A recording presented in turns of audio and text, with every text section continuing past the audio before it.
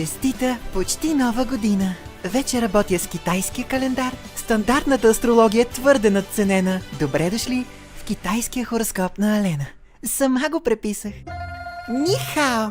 О, чакай, китайския ще ви е труден да го разберете. Добре.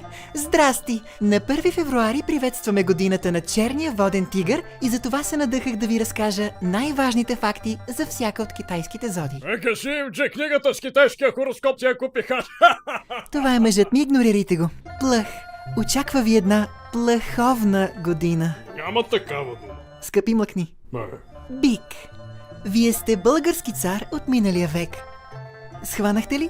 Фердинанд, бикът Фердинанд. Много хубаво филмче. Гледах го 3 пъти. Аз спах. Шт, тихо. Познайте за какво е време.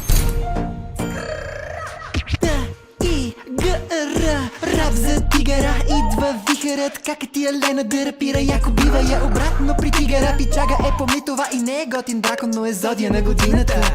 Хайде с мен, черен воден тигър, черен воден тигър. Айде стигай толкова, ще говорим за албума ми някой друг път. Заек. Хората с зодия Заек само и единствено заекват. Моля ви се, поработете над правоговора си.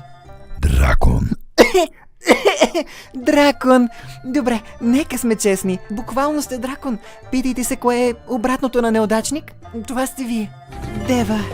Обърках хороскопите, Дева, стари навици. Змия. Змиите са удължени, студенокръвни безкраки влечуги от подразред Серпентес, близки родственици на гущери.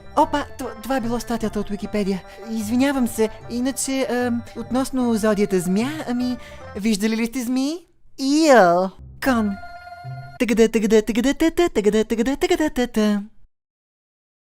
Това е. Няма друго, това е.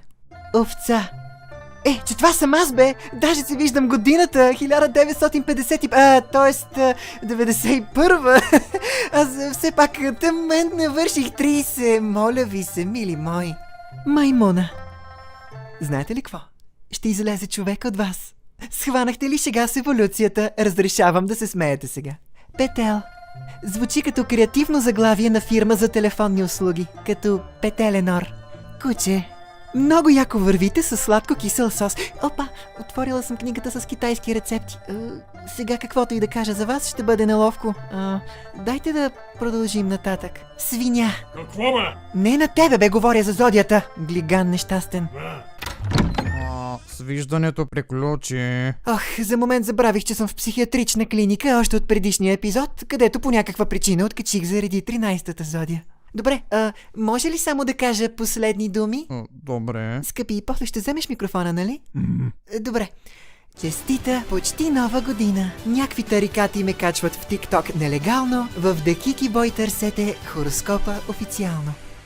Айде, зайчен! Ако не разбрахте, това означава довиждане.